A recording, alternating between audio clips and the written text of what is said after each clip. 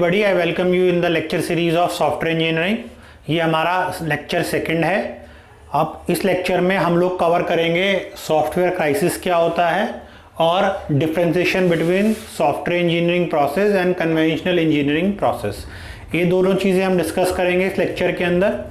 तो सबसे पहले बात कर लेते हैं कि सॉफ्टवेयर क्राइसिस क्या है। सॉफ्टवेयर क्राइसिस मीन्स कि सॉफ्टवेयर का किसी भी चीज़ का अभाव हो जाना विद रिस्पेक्ट टू क्वालिटी हम कह सकते हैं, विद रिस्पेक्ट टू डेटाबेस हम कह सकते हैं। ये कई सारे तरीके के एग्जांपल दिए जा सकते हैं। अगर यहाँ पर हम सॉफ्टवेयर क्राइसिस के बारे में देखें तो ये एक टर्म इस तरीके से भी लिखी जा सकती है कि it is a term used in computer science for the difficulty of writing useful and efficient computer programs in the required time. तो एक रिक्वायर्ड टाइम में एक अच्छा और सही प्रोग्राम लिखना, वो भी एक सॉफ्टवेयर क्राइसिस के अंदर आ सकता है। ठीक है, सॉफ्टवेयर क्राइसिस के देखिए कई सारे टर्म्स, कई सारी चीज़ें से इसको कैटेगराइज किया जा सकता है। अगर हम ये कहें कि सॉफ्टवेयर क्राइसिस के बारे में हम बात कर रहे हैं तो हम ये कह सकते हैं the understanding gap. Understanding gap क्या है? अंडरस्टैंडिंग गैप कस्टमर के अंदर या जो हम सॉफ्टवेयर दे रहा है बनाने के लिए उसके और हमारे बीच में जो डेवलपर है उसके बीच में कोई कन्वर्सेशन में कोई चीज़ रह गई या जो उसने हमें समझाना चाहा वो हम नहीं समझ पाए एज अ डेवलपर, तो ये अंडरस्टैंडिंग गैप। क्या एक हो सकता है मैसी मेंटेनेंस। मेंटेनेंस मीन्स कि भाई जो हमने सॉफ्टवेयर बनाया हम उसको प्रॉपरली हैंडल नहीं कर पा रहे। We are not having the proper manuals, we are not having the proper internal documentation and all. ये सारी चीज़ें हो सकती हैं। तो कई सारी तरीके से सॉफ्टवेयर क्राइसिस को आप डिफाइन कर सकते हैं। एक तरीका ये है, इस तरीके से भी आप सॉफ्टवेयर क्राइसिस को डिफाइन कर सकते हैं कि सॉफ्टवेयर में किसी तरीके की क्राइसिस। या इसका एग्जांपल हम देखें तो एक Y2 के प्रॉब्लम एक इसका सॉफ्टवेयर क्राइसिस का एक एग्जांपल हो सकता है। ईयर 2000 की कुछ सॉफ्टवेयर ईयर की लास्ट टू डिजिट्स को रीड आउट करते थे ओनली, तो वो भी एक सॉफ्टवेयर क्राइसिस था।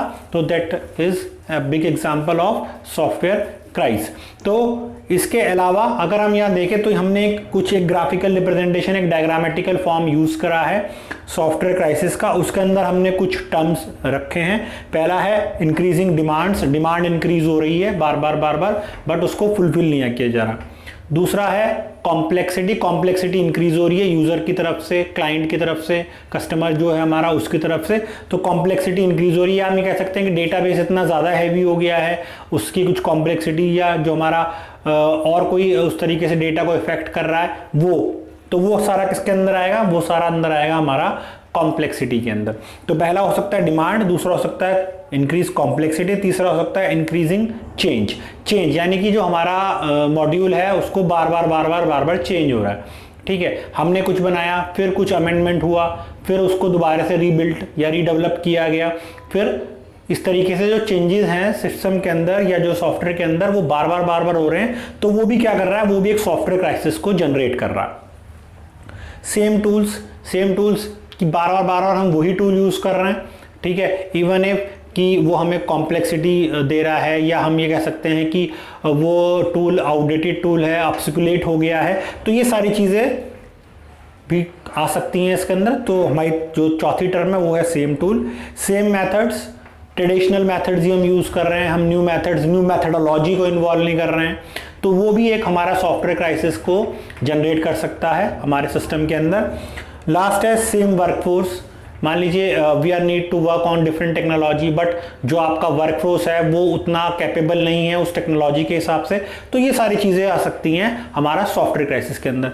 तो इसके अलावा भी आप इसको एलैबोरेट कर सकते हैं, लेकिन ये एक टर्म्स हैं जो कि हमें बताते हैं कि सॉफ्टवेयर क्राइसिस एग्जैक्टली क्यों आया या क्यों आ सकता है किसी भी सॉफ्टवेयर या किसी भी सिस्टम के अंदर। तो ये हमारा पूरा सॉफ्टवेयर क्राइसिस का डेफिनेशन या उसका पूरा डिटेल।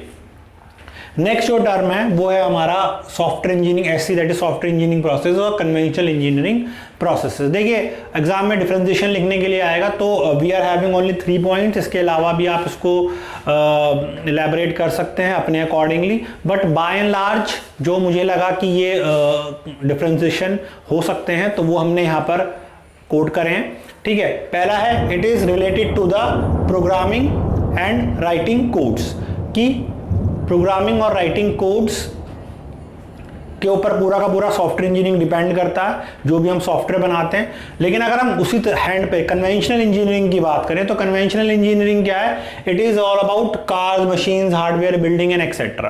तो ये सारा का सारा क्या है, ये सारा का सारा जो मैन्युफैक्चरिंग का एक वो है वो उस पर डिपेंड करता है। कन्वेंशनल इंजीनियरिंग, ये डिफरेंशिएशन हम लिख सकते हैं। और अगर हम सॉफ्टवेयर प्रोसेस की बात करें, सॉफ्टवेयर इंजीनियरिंग की बात करें, तो हमने बताया कि programming and writing some codes. Fine. Next अगर हम बात करें, it involves CS, that is computer science, information technology and discrete mathematics.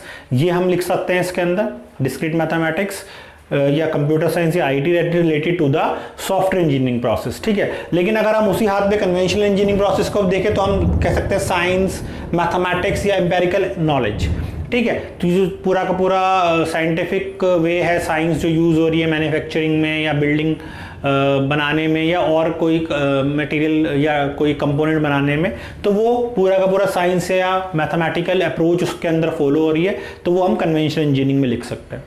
Last जो हमारा लास्ट है, that is developed cost is low, और इसमें हम कह रहे हैं कंस्ट्रक्शन कॉस्ट इज हाई, ठीक है। एक चीज़ और मैं बता दूं, अगर हम सॉफ्टवेयर की बात करें तो हमने ये बताया था कि software is not manufactured. Software क्या होता है, सॉफ्टवेयर डेवलप्ड होता है। हार्डवेयर मैन्युफैक्चरिंग हम बोल सकते हैं, बट अगर हम सॉफ्टवेयर की बात करें तो सॉफ्टवेयर के लिए हम बोलेंगे सॉफ्टवेयर डेवलप्ड होते हैं और हार्डवेयर मैन्युफैक्चर्ड होते हैं, ठीक है। तो यहाँ पर अगर हम बात करें तो यहाँ डेवलपमेंट कॉस्ट लो होगी, लेकिन अगर हम कंस्ट्रक्शन कॉस्ट की बात करें तो वो हाई हो सकती है। मैं ये नहीं कह रहा कि सारे पैरामीटर्स में डेवलपमेंट कॉस्ट लो रहेगी और कंस्ट्रक्शन कॉस्ट हाई रहेगी। बाय एंड लार्ज हमने इसको देखा तो हम ये कहेंगे कि डेवलपमेंट कॉस्ट लो है और कंस्ट्रक्शन कॉस्ट हाई है, ठीक है। इसके अलावा हम एक दो पॉइंट ये भी इंक्लूड कर सकते हैं, जो भी मैंने बताया कि software developed not manufactured, hardware manufactured होता है, तो ये भी पॉइंट्स हम इसके अंदर रख सकते हैं, ठीक है। तो ये हमारा पूरा था सॉफ्टवेयर क्राइसिस के बारे में और डिफरेंशिएशन के बारे में कि क्या डिफरेंशिएशन हो सकता है। आई होप आपको लेक्चर समझ में आया होगा।